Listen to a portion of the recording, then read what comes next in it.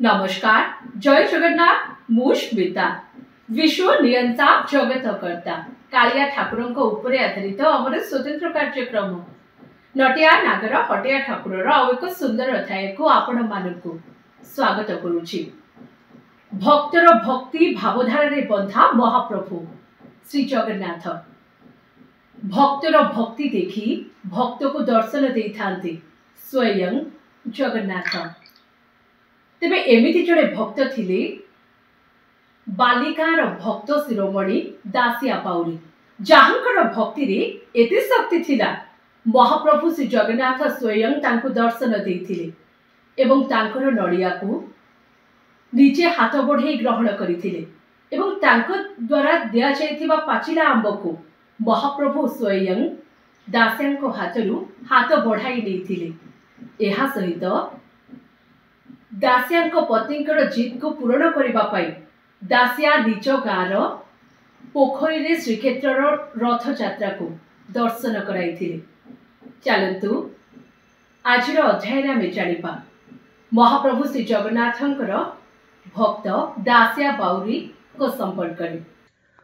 महाप्रभु श्री जगन्नाथ हेउछंती परम भावर ठाकुर भाव विनोदिया से भगत भावरे बंधा भगतर बंधु भगत जीवन धन कोटि ब्रह्मांडर मौड़मणि भाव को निकट से अभाव को दूर भक्त महाप्रभु को नुहे बरं महाप्रभु निजर भक्त को दर्शन दे स्पर्श करिवार सबुठारु बड़ ज्वलंत उदाहरण हेउचंती भक्त शिरोमणि दासिया पाउरी जे निजर भक्ति भावरे बांधी रखि पारिथिले महाप्रभु को। पुरी 4 माइल दूर में बालीग्राम नाम गोटे गाँ रही एक नीच जाति दासियांकर जन्म समाजर दृष्टि से थिले अस्पृश्य घूर्ण्य तथा नीच पिलाबेलू माता पिता को हराई थिले दासिया पिलाबेलू श्री जगन्नाथंक उपरे प्रगाढ़ विश्वास यौवन रे पदार्पण करी जड़े अत्यंत धर्मपरायणा मर लगी स्त्रीटीए पाइथिले दासिया। भक्त दासिया अहरह महाप्रभु को स्मरण करुथांती शयने बसने जागरणे सबुबले श्री जगन्नाथ ही तांको हृदय कंदर रे रहितांती। सेतेबेले नीचकुल लोक मानकर मंदिर प्रवेश निषेध थिला मंदिर को जाई न पारिबारु दासियांक मनरे गभीर दुख जात हेउथाए। दासिया सबुबले महाप्रभु को कहउथांती मु तुमर अधम संतान मु पतित जन हे महाप्रभु मोर समस्त पापताप दूर करी मोते दर्शन दे एई भव संसार उद्धार कर तुमे मोते दर्शन दिय हे महाप्रभु रत्न सिंहासन रसे तुम त्रिभुवन वेश कमनीय वेशभूषार शरीर को टिके दर्शन करिबी। दिने धला जाऊ सहित कला साग रांधिथिले दासियांक पत्नी खाइबा कंसारे धला जाऊरे श्री जगन्नाथंक चका आखि सदृश किछि साग गोल गोल होई पड़िचिबारु दासियांको कंसारे श्री जगन्नाथ महाप्रभुंकर मुख परी दृश्यमान हेला फलरे दासियांको हृदय रे प्रचुर भक्ति भावना जागृत हेला। भक्ति रे कंसा चारिपटे दासिया खूब जोरे श्री जगन्नाथंकर नाम संकीर्तन करिबाकु लागिले। आखपाखर लोक माने दासियांको घरे जमा हेबाकु लागिले।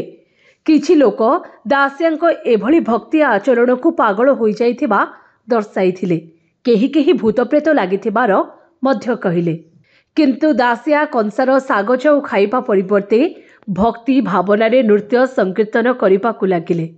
आ सेही बाट दे जणे साधु जाउथिले।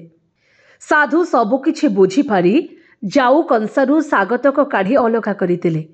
एबे दासिया जाऊ खाइले।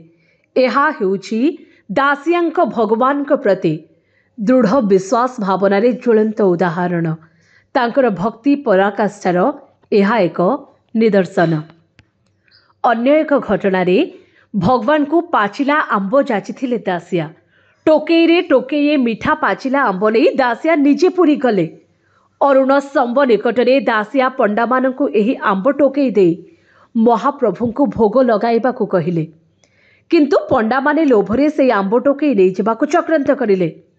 दासिया एहा जानी पारी भगवान को उद्देश्य रे नीलचक्र को देखी गोटिए गोटिए पाचिला आंब ऊपर को टेकी दे थांती एवं गोटिए परे गोटिए सबु आंब टोकेई अदृश्य होईगला।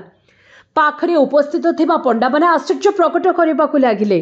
पंडा माने भाबिले दासिया बोधे जादूगर एवं निजे अदृश्य कर देइछि आंब गुड़िको। तेबे पंडा माने आंब अदृश्य हेबा पचारि पारु दासिया कहिले श्री जगन्नाथ निजे आंब गुड़िको भोजन करिसंती। पंडा माने दौड़ी जाई रत्न सिंहासन निकटरे बहुत आंबटाकुआ पड़िथिबार देखिले। आंब चोपा मध्य खिया होई रत्न सिंहासन निकटरे पड़िथिबार देखिले। महाप्रभुंकर अधରରେ आंबरस लागिथिबार देखिबाकू पाइले। पंडा माने दासिया को प्रणाम करी महान भक्त भावे जानी पारिले। दासिया को श्री जगन्नाथ दयणा माळवाळी पिंधाई देइथिले। सेठारे उपस्थित समस्ते दासिया भक्ति को बहुत प्रशंसा मध्य कले। आउ एही कथाटी संगे संगे चारिआडे व्यापीगला। दिने आउ जणे ब्राह्मण श्री जगन्नाथ को दर्शन करने सकाळु पुरी जाउथिले। दासिया तांकु नड़ियाटीए देई कहिले, आपण महाप्रभु को दर्शन करने पुरी जाउछंती तो तेबे मोर एही नड़ियाटी को श्री जगन्नाथ को अर्पण करिदेबे।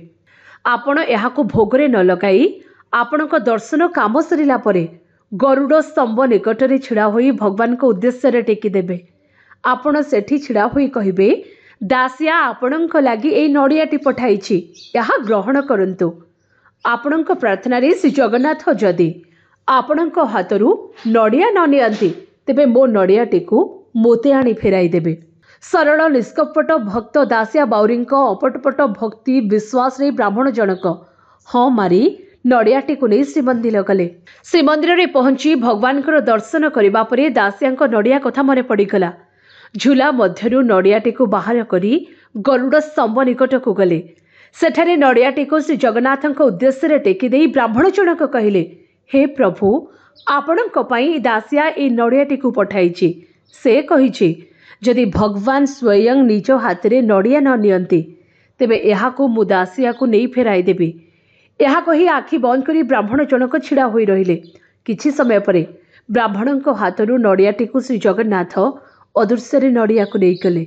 एही अद्भुत घटना निजे देखि ब्राह्मण जनक आश्चर्य होई गले। भगवान को कर स्पर्श रे ब्राह्मण हृदय भक्ति लहरी खेलिबा को लागिला।